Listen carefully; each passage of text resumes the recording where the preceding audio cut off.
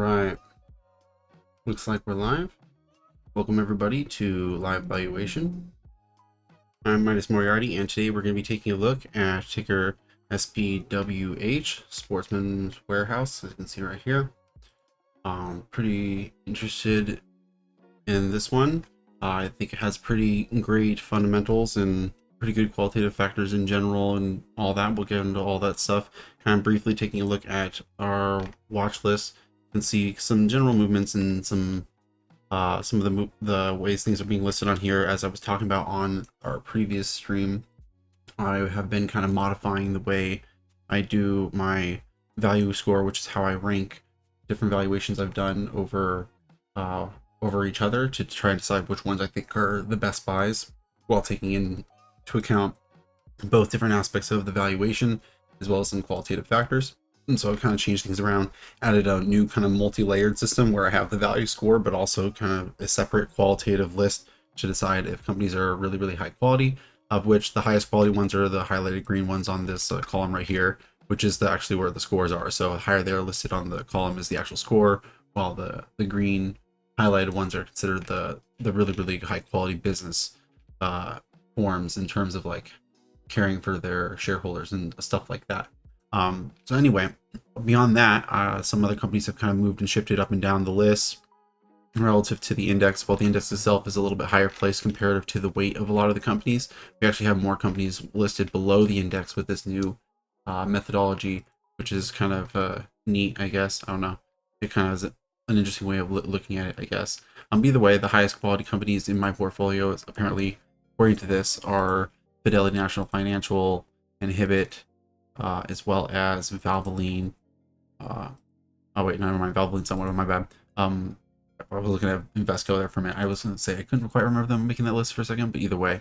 But I have been buying a little bit of Valvoline recently, regardless of that. They are still pretty high listed on the number part.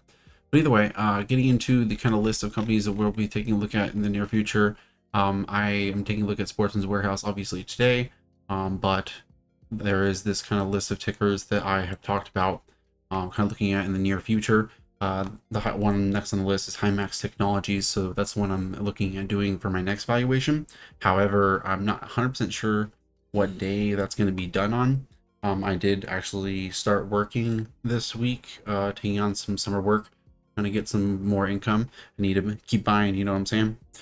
So I'm not 100% sure when that next stream is going to be, because it's not going to probably be on Thursday like they've been, because my days off are going to be kind of sporadic. So it'll probably maybe be more like one stream per week, and the next one I'm not 100% sure what day that is. But either way, I'll be scheduling them on YouTube so people can look at that, as well as I'll probably talk about it in the Discord. In relation to that, you should join the Discord, which you can find the link in the description below. We have conversations about various things going on in the market, discussing different aspects of our own portfolios and different company analysis, as well as, for example, you can find that list of qualitative factors that I was actually just talking about. I have actually right here on the company analysis page in here, as well as you can find the link to the Google Drive, where I have provided a bunch of free resources for people to look through. Either way, that's kind of a little perk to join the Discord server. Human on Fire, hey man, I just want to let you know I appreciate your valuations. Hey man, thank you very much. I appreciate your kind words. Welcome to the channel, and thanks for joining the stream. If you are watching and you enjoy content like this, it would be really, really appreciated if you could give us some likes. I really appreciate the views, but likes especially will help attract more people to the channel. So anyway, we'll get into the actual company now, Sportsman's Warehouse. As you can see right here, I have the kind of valuation put together. We'll start at the bottom, taking a look at their cost of equity as we normally do. They operate all entirely in the United States, and we have them as part of the retail special lines industry, which puts them in line with a lot of the other companies we've valued recently. I know some viewers of the channel are kind of getting tired of me looking at this industry. They're like, man, can you get away from these specialized retailers? It seems like that's all the companies you want to look at lately. I'm like, well, what can I say? I expect them all to be they're all trading cheap, and they're all dealing with economic trouble, which means I think they're perhaps good buys. Either way, sales capital expectations about 2.99 and adjusted net margin of 5.77 for the industry. And as far as like how they perform relative to that, they do perform pretty well in line with that sales capital ratio, a little bit lower than 2.99, but still relatively high and what we would expect, and their margins most recently is a little bit higher than that expectation. However, in the past, it's not nearly that well. They're actually much lower than that, but we'll get into that after we get into some other factors. So anyway, taking the unlevered beta of 1.09 and adjusting it for their leverage, which is about 65-66% debt to equity ratio when we adjust for their leases, it brings me to a levered beta of 1.62, which brings me to a cost of equity of 11.97. So pretty decent cost of equity there. And their interest rate for the leases is about 8%. So they actually have a pretty decent weighted cost of capital of 9.65%. The weighted maturity for that debt is 6 years. So that is pretty good. That means that you don't really need to worry about the overall debt rolling over within the projected 5-year time frame of the valuation. So that's pretty good, pretty useful for that. So we will briefly take a look actually at their investor presentation that they had with their most recent earnings call.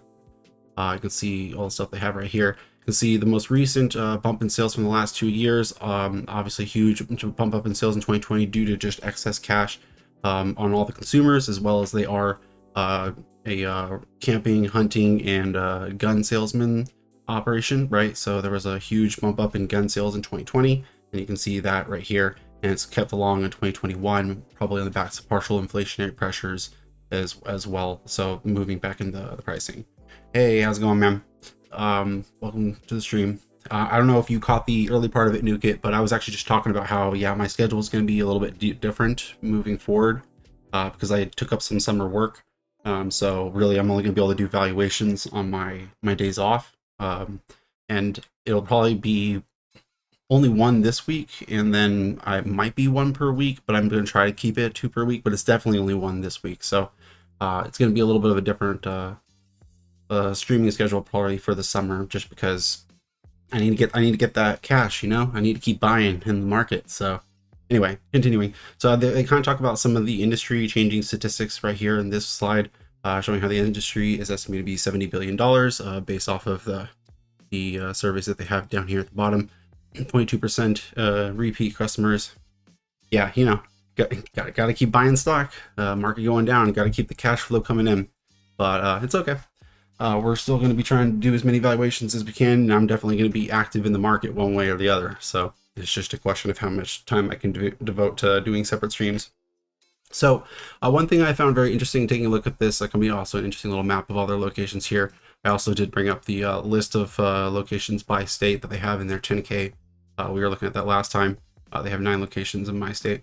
But they also have this rewards program that I thought was pretty neat when I was reading their 10K. They have a pretty good little rewards program with points earned for purchases for people who join it, 3.2 million existing members, and 45% of revenue generated from the program. Now that's not revenue generated from the actual in the rewards thing. It means 45% of the revenue comes from those 3.2 million existing members in total, and they apparently spend 2 times as much over non-members. So really it's just like an incentive plan, but it seems to be working pretty strongly for them. So I thought that was a pretty neat little detail to include. So I will show, I did put together a little bit of a revenue model to kind of think about their numbers, because they did provide store information as well as same store sales growth information in most of their years across the 10Ks. Excuse me. But they didn't give me the same store sales information for the last 2 years, which was kind of frustrating, but basically the 5 to 6 years prior to that they did. So I was like, okay, well, I'll work with what I got.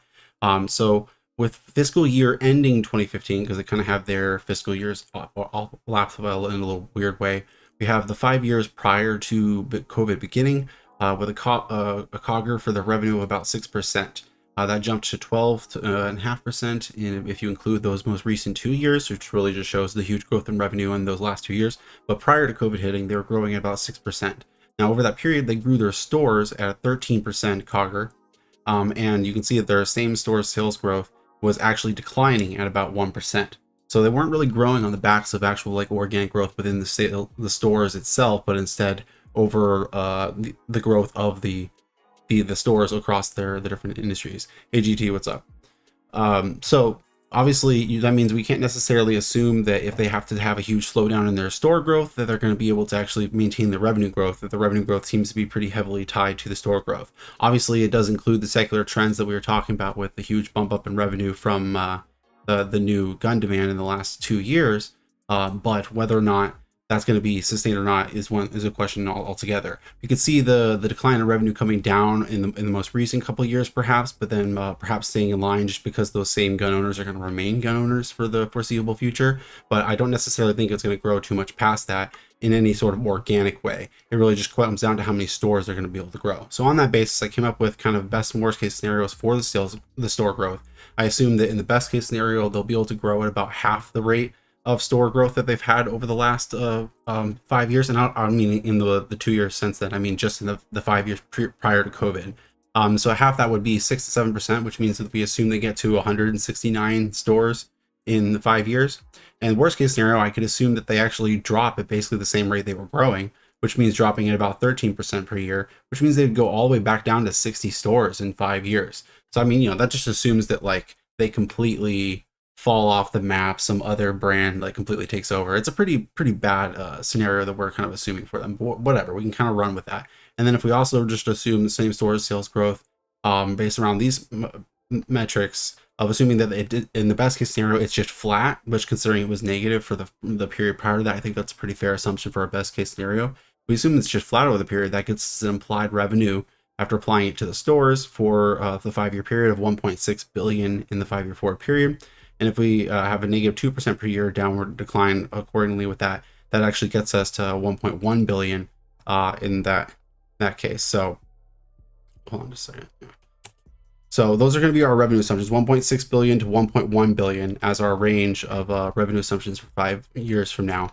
I've actually kind of already put them in here. You can see that that's in here, 1.6, 1.1 or so. New kid, short side note, you've been to one of those buckle stores from the last valuation? Actually, yes, I did go and take a look at one. I was going to take a bunch of pictures, but I didn't. I kind of like showed up relatively late. It wasn't really a great busy hour. I was actually hoping to try to return at a different hour, like on one of their busier days. I was looking on Google and it says that Saturday and Sundays in the afternoon is generally their more busier times. So I'm going to try to return again so I can get some pictures to maybe show you guys about that. But I mean, the store looked pretty good. And I will say that the merchandise itself and like the brands they had, they actually looked far more personally appealing to me when I was in the store versus like the advertisements I saw on their website or the pictures I saw. Like there was more actual stuff that like looked like something I would want to buy when I was actually in the store. So yeah, and it's also worth noting, I also started a position on them today. So I will disclose that. A relatively small position. I start all my positions small and we'll see how big it grows. But yeah, I went in on that one. So anyway, continuing on, like I said, 1.1 billion to 1.6 is kind of our range that we have right here. And then I kind of have the midpoint between the median case and the more optimistic case is the case I have between it, which gives 1.4.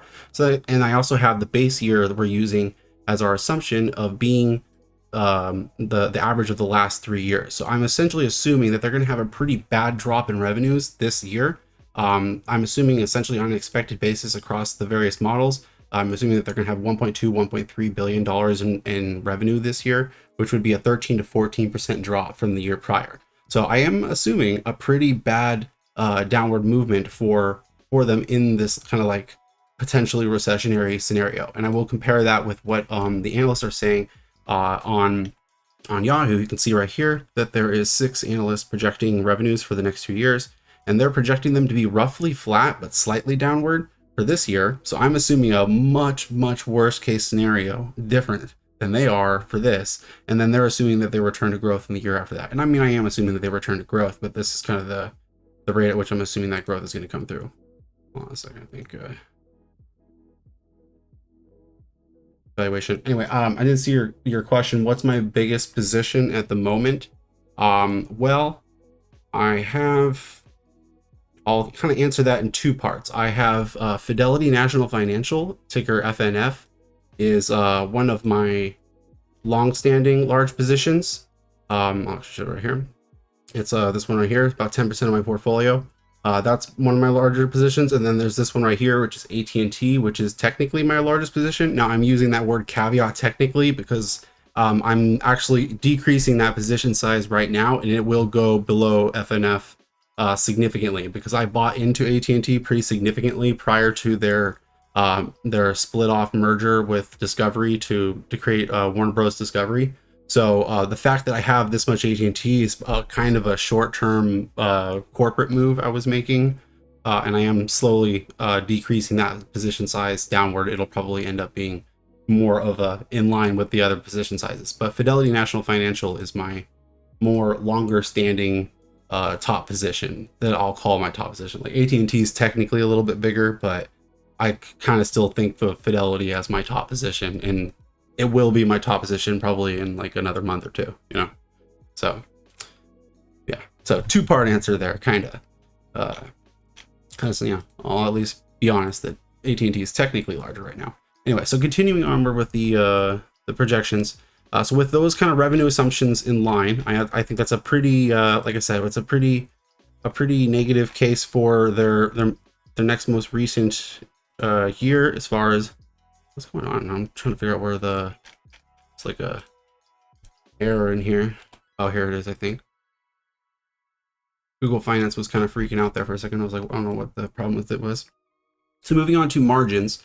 If you take a look at their margins over the kind of historical time frame, you can see that they have pretty great margins in 2020, 2021, great being 6 to 7%. I mean, that's good for retail.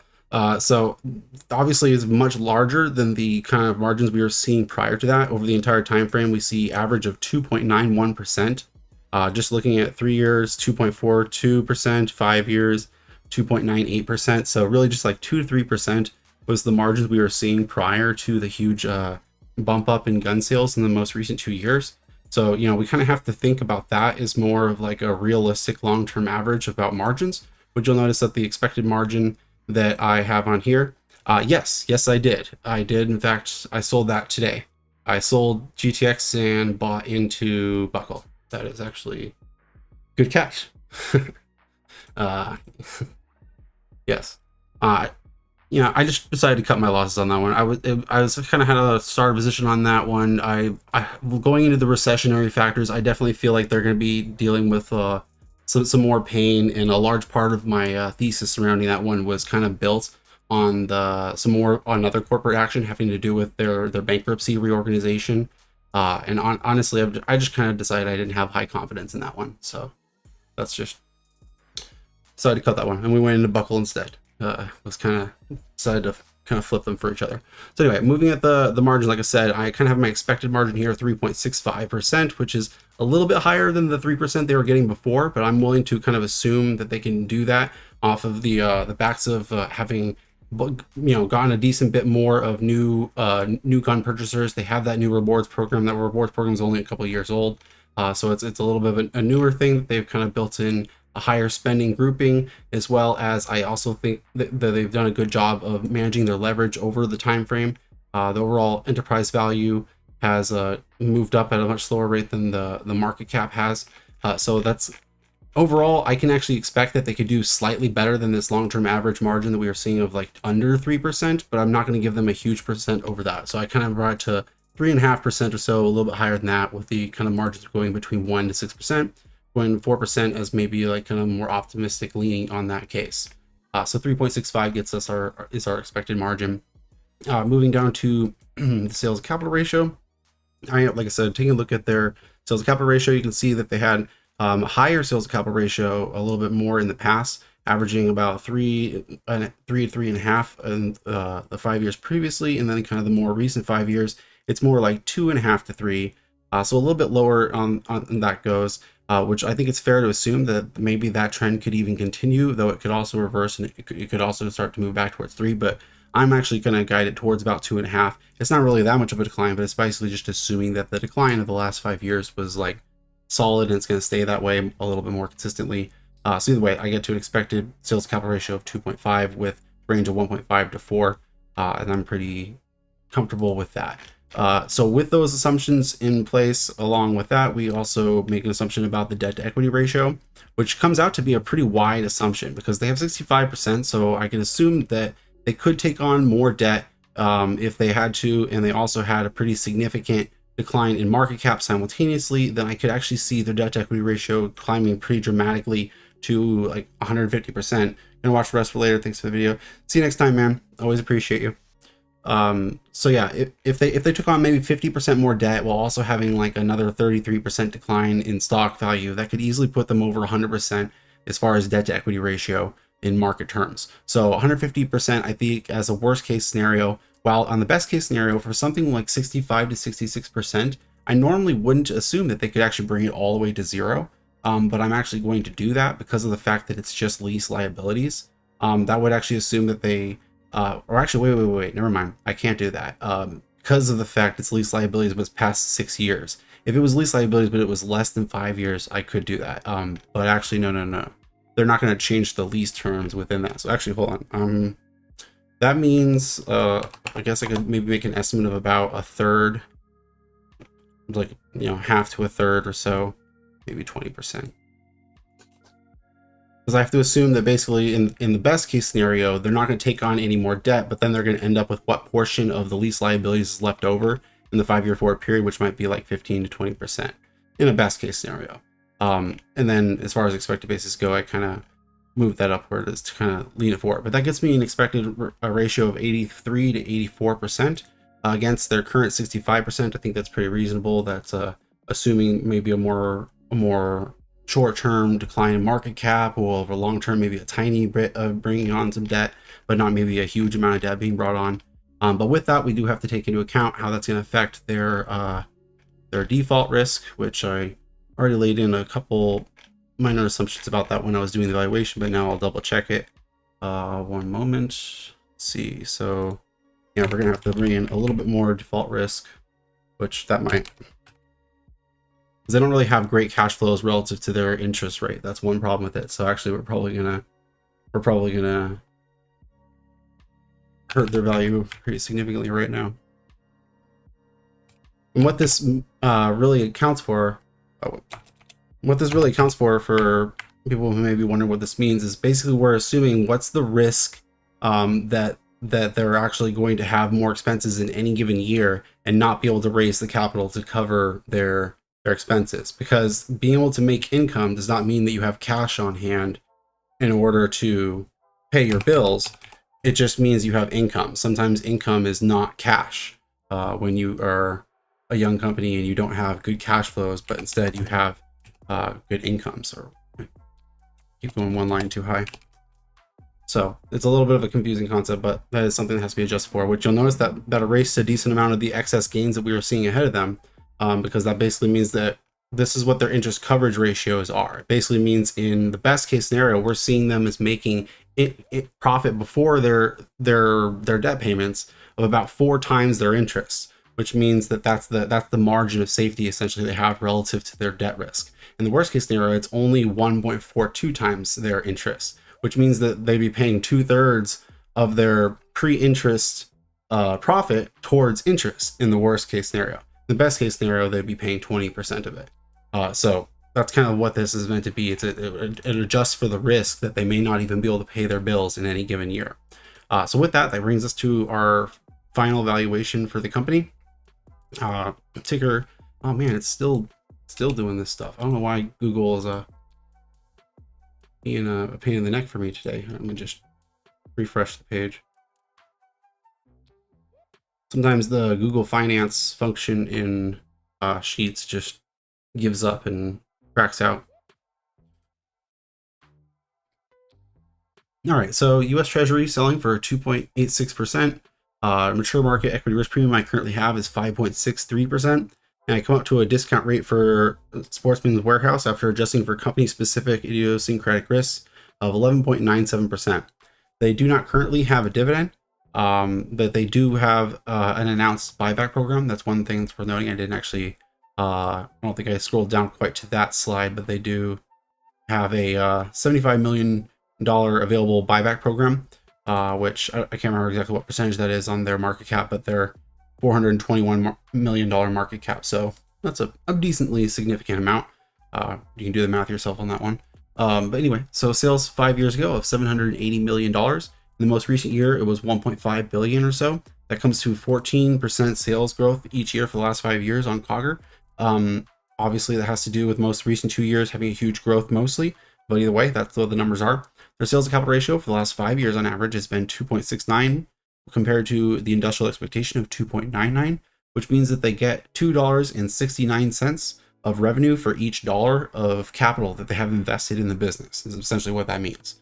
Their returns on invested capital for the last 5 years on average has been about 14%, and their debt to equity ratio currently is 65 to 66%. And the default risk in the most recent period has been about 1% or so, a little bit higher than that. The profit margins for the last 3 years on average, or I think that was 5 years on average, is 5.26%, and their industrial expectation is 5.77. So they're a little bit lower than the industrial expectation on the longer term average. As we were saying, in the most recent year, they were actually higher than that. But over the long term, we expect them to kind of move back down below that. So a little bit lower on both the sales to capital ratio and the profit margins than we would expect them to on their industrial basis. They're currently selling for $9.30. Now, the probability distribution that I'm using is pretty heavily weighed into our median case middle model, 55% of it. So I did include some worst and best case scenarios, but I basically put a lower amount of confidence in my worst and best case scenarios and basically just tried to fly the middle line as much as possible. So that's kind of what we did. So we have a very middle weighed distribution of outcomes. And with that, I have a revenue distribution of worst case scenario $1.1 billion to a best case scenario of $1.6 billion. On an expected basis, I see $1.3 billion. And that comes to a sales growth of anywhere from negative 6% per year for the next 5 years to possibly a positive 1 to 2%. On an expected basis, we see negative 2%.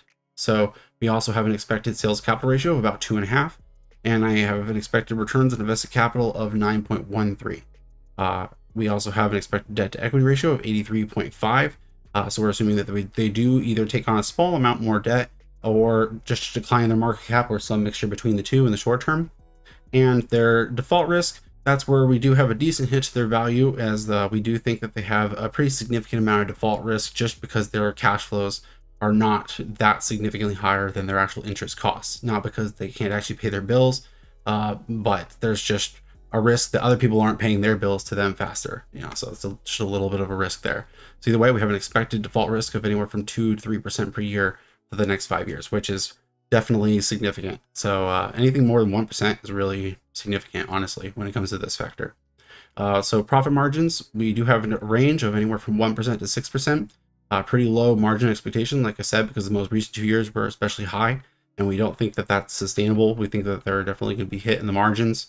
And then on an expected basis, we see 3.65%.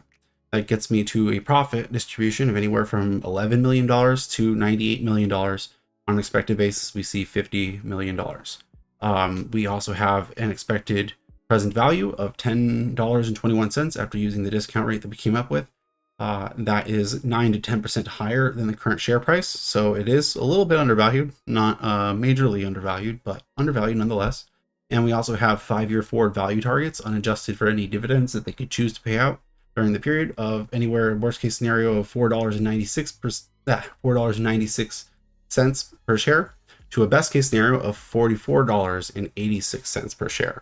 On an expected basis, we see $17.97. So, decent potential for high returns to be had, both just on the fact that the discount rate means a decent amount of growth for the 5 years, but also because it is slightly undervalued, so there's still some return potential there. And also, if you think one of the more optimistic potentials here is more likely, well, then you can kind of think about it that way. Like this fourth model here, that just kind of assumes that they're flat on sales for the next 5 years, and assumes their sales capital ratio goes back up to where it was 5 years ago. And it assumes that they don't take on any more debt, and they just kind of keep paying down the lease liabilities they currently have. And it assumes that their margins are just doing a little bit better than what I'm assuming. And if you do all that, then they're worth $14, $15 today, $25 to $26 5 years from now. So, there's, if you're willing to kind of look to more optimistic potentials on a few of these factors, you can definitely see some huge value here. But yeah, so my expected return is 14.08%. Per year based off of the current share price. That's a pretty good return in and of itself. The value score I have, which takes into account kind of worst and best case scenarios and comparing them against the market expected return as well as their discount rate, I come up with 0.76, which is not terrible, but not really amazing either. It's kind of above average, but below the S&P 500 as far as expected numbers of that goes. Short-term pricing metrics is showing a pretty good return potential, but that's just because they trade at really low multiples. The whole industry trades at low multiples, and it's because of the risks that they have. So that's just kind of an icing on the cake way of thinking about it. But yeah, so as I was saying, because 0.76 as far as the value score goes, that kind of puts them around here, puts them in line with Foot Locker, KBH, Corsair, Netflix, Intel, and they're kind of middle of the pack a little bit. So it is what it is. Anyway, what was that last question? Are you going to invest in Patrick Industries? I would like to, but I kind of want them at a cheaper price. You can see I have them right here. They're at 0.87, so I think they're a better buy than Sportsman Warehouse based off of that. And they also are highlighted green, you'll notice here. So that means that they fall in line with the list of qualitative factors that I like about various companies. So I think they're a pretty good high quality business that's run in the interests of shareholders, which is basically what that kind of metric is supposed to be about. So I think they're a great business, and I'm definitely interested in them, but I kind of want them at a little bit of a cheaper price. And part of the reason why is because of just how much of their business has been on the back of such a huge amount of growth in the last several years. It kind of makes me scared that some of that could disappear just as quickly. But at the same time, it's also been on the back of huge amounts of acquisition. Like I said, I'm very tempted. I haven't pulled the trigger yet. They are better than the S&P 500. You can see here. They're a better buy according to this metric than Facebook and Jeffries, both of which I've bought some of recently. So based off of that argument, you could say I should buy them, but they're not as high as Buckle, which you can see is way up here, which I bought into today. Right? So, you know, how high something has to be for me to buy a little bit more is not necessarily as high as it has to be for me to buy into it initially, if that makes sense. Sometimes you kind of like that initial step off the ledge kind of takes a little bit more of a bump. It's like, as far as like other companies I'm looking at buying into, I'm kind of looking at other companies that are further up the list, even if they aren't marked green. Because I mean, I like the ones that are marked green, but they don't have to be. So for example, I've kind of been thinking about Smith & Wesson as well. I've thought a little bit about Sally's Beauty a bit more. I've thought a bit more about Investco. But Patrick is pretty tempting. Like I said, we'll see. I'm kind of tempted to see if they go down a little bit more. So just is what it is. I do like the company a lot though. So anyway, that pretty much is all the stuff we covered everything on Sportsman's Warehouse. I already said that I'm going to be talking about Hymax Industries probably next, but I don't necessarily have a bunch of things that I was going to show you as far as like pre-research on that. So I think this is probably going to be it for today. A little bit shorter than some of them are other more recent ones, but that's okay. Maybe it gives me more time to work on the next valuation today, so that maybe whenever my next day off is, that actually we can make sure we have that stream on that day. So either way, I appreciate the likes that I see up there from people. I've really enjoyed the engagement, as well as our more recent newer viewer, Human on Fire. I'm looking at you. Welcome to the chat. Always good. We like people to be on board and asking questions and stuff. We always appreciate that. So anyway, I'll catch you all next time. People who are rewatching on the restream, if you haven't liked already, please like the content. It's the best way to get more of this content in your feed, as well as more viewers to a channel. Bye. Appreciate it.